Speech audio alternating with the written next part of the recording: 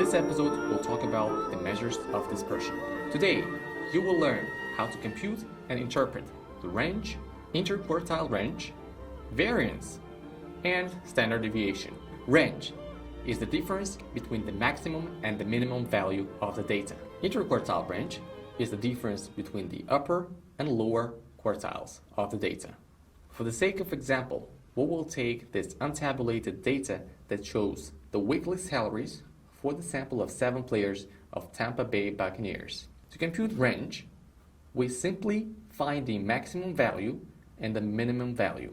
In our case, the maximum value is $320,000, while the minimum value is $17,000. The difference between these two values is $303,000. So $303,000 is the range for this data. In lecture 2, we learned how to find upper and lower quartiles. Using this formula, we calculate interquartile range. In our case, lower quartile is 18,000 and the upper quartile is 26,000. So finding the difference between these two numbers will give us 8,000. And visually, you can see that 18,000 and 26,000 is the upper and lower quartiles. And the difference between these quartiles is interquartile range. Now, we are asked to calculate standard deviation for this untabulated data. In order to do so, we have to follow these 6 steps. We compute the mean, we calculate the difference between the mean, which is also called as the deviation from the mean. We then square these differences, sum all the squared differences, average the squared differences to find variance. Now, let's try to find standard deviation using these 6 simple steps. In order to calculate the standard deviation of these data, the first thing we have to do is we have to find the mean of these data. Summing up all of these numbers gives us the number of 128,000, and we need to divide it by 6 by the number of observations. And it gives us, the answer is 21,333. So we found the mean of this data, which is denoted by X bar. The mean can also be denoted by mu, which is the mean for population, and the X bar is the mean for sample. Second step is to calculate the deviation from the mean, or the difference between the mean and the actual data. In order to calculate the difference between the mean and actual data, or the deviation from the mean, we simply subtract mean from each of these numbers. So the next column shows the deviations from the mean. We found it by subtracting x from the x mean and got these results. So this column shows the deviation of each of these numbers from the mean, or the difference of these numbers from the mean. So our third step would be to square the deviations from the mean, and the fourth step would be to sum the squared deviations from the mean. And our result is 63,333,334. Next step would be to find the average of this, where we divide x minus x mean squared sum. So sum of the squared deviations from the mean divided by n. In our case, it would be 63,333,334 divided by 6. And the answer is 10,555,555.67. So this one is the variance. Now we need to find the standard deviation In order to find the standard deviation, what we do is we simply take a square root of the variance.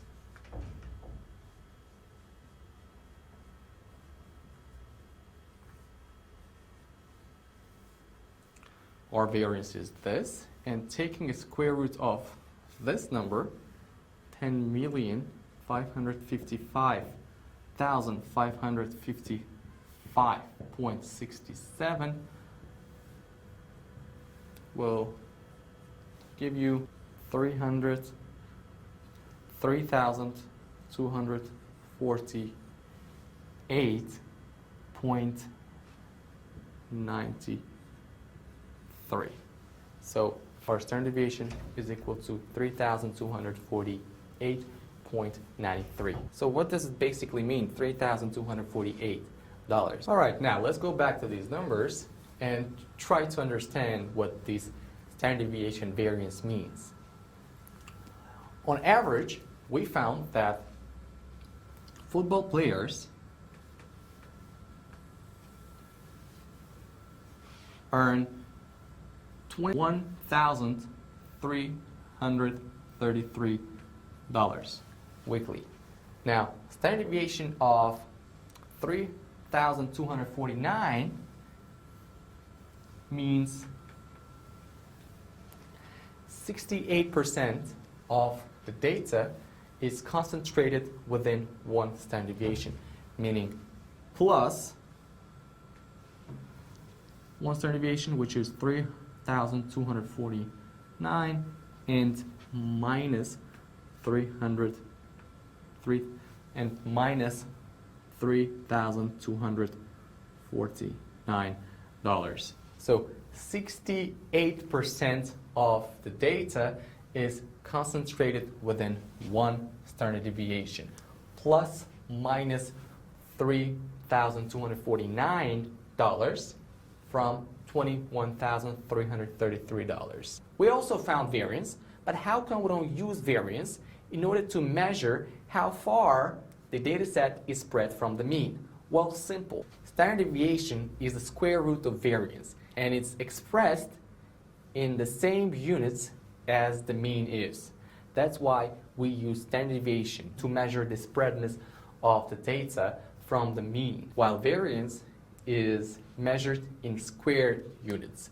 That's why we don't use it here. Well, this is the formula to find standard deviation, where you sum all the squared deviations from the mean and divide it by n, and take a square root of it, you get standard deviation. If you don't take a square root of it, you're going to get variance. Now let's talk about tabulated ungrouped data. In this table, you can see the number of Rolton noodles sold per day by cashier John in next supermarket. In 2014, you need to compute range and standard deviation. In order to compute range, we simply subtract the minimum value from the maximum value.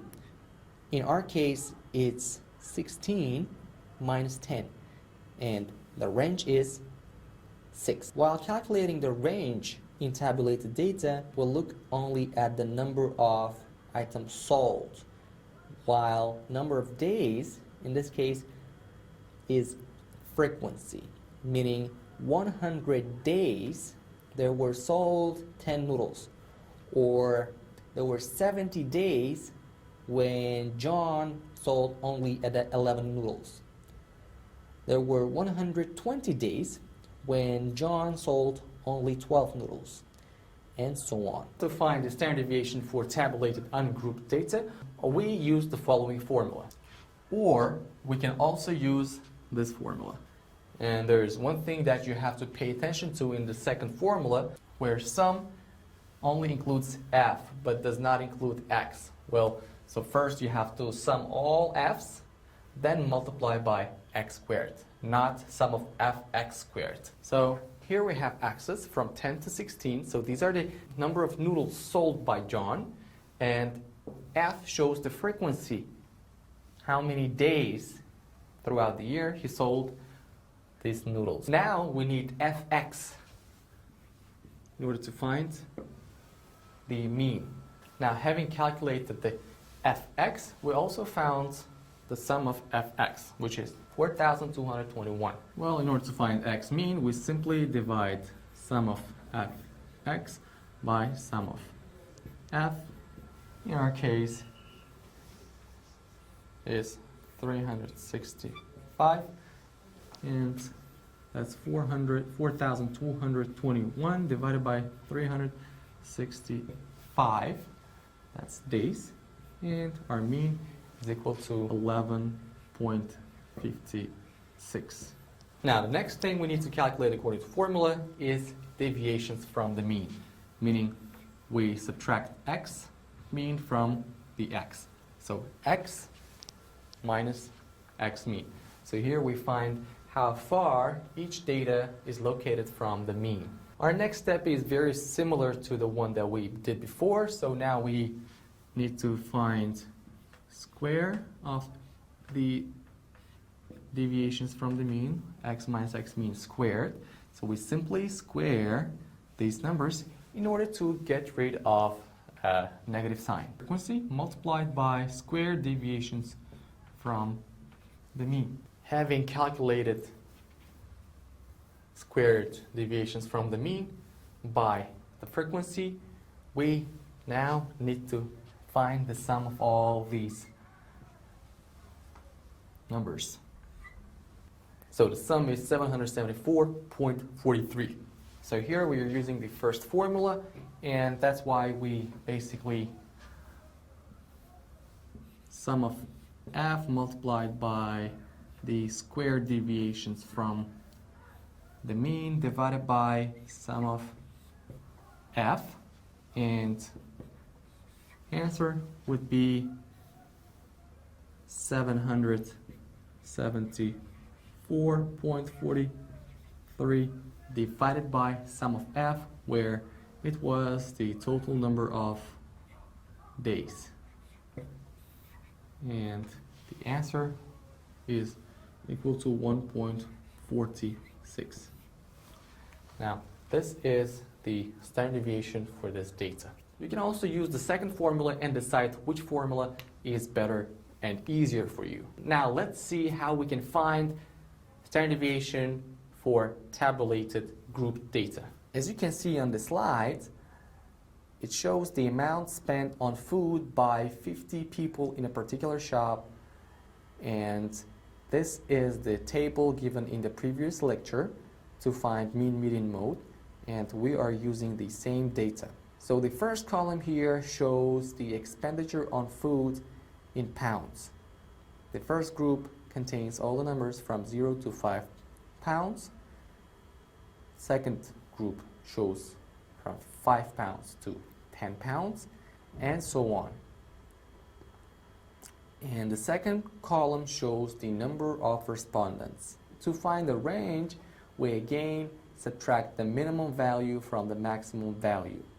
In our case, the maximum value is 50 and the minimum value is 0, which tells us that the range for this data is 50 pounds. So again, we're not including number of respondents to find range, because number of respondents is the frequency.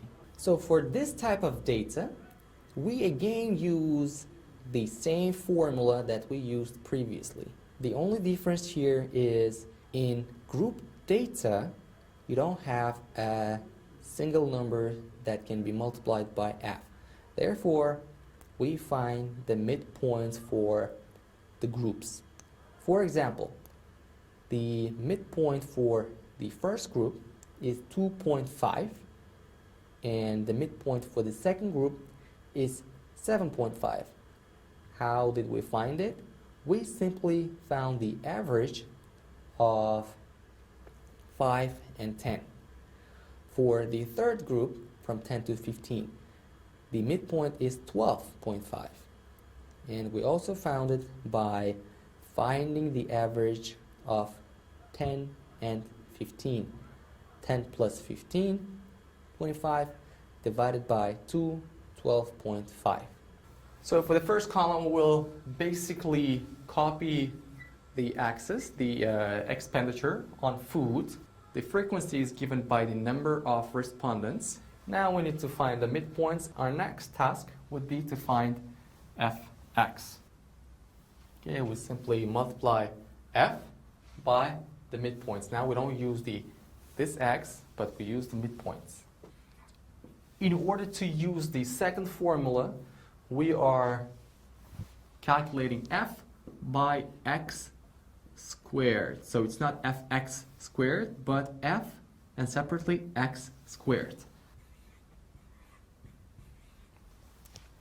Having found the fx squared, we need to find the sum of all these numbers, which is equal to 24,787.5. Now, since we want to use the second formula, we have this that we found. We know this, but we don't know x mean. So now we need to find x mean, which is found by using the following formula, which is sum of fx divided by sum of f, and our sum of fx is equal to 995 divided by 50 respondents, and the answer is 19.9. And in order to be able to use this formula, we simply divide this 24,787.5 by the sum of f, which is equal to 50 minus mean squared, or under the square root, and the answer should be equal to 99.74, square root of 99.74, which is equal to 9.99, or almost 10. When respondents were asked about their food expenditure, the range of data was between 0 and 50. And using the mean formula, we found that on average, people spent 19.9 pounds for food. And standard deviation, we found, was almost 10, plus minus 10 pounds, meaning that 68% of the data is concentrated within one standard deviation. People who responded to these questions, they spent from 10.9 pounds to 29.9 pounds. 68% of respondents fall into this range within one standard deviation, plus minus. When talking about normal distribution, 68% of the data will be located within one standard deviation from the mean, while 95% of the data will be located within two standard deviations from the mean. And 99.7, or almost all the data, will be located within 3 standard deviations from the mean. So you should remember this rule: 68, 95, and 99.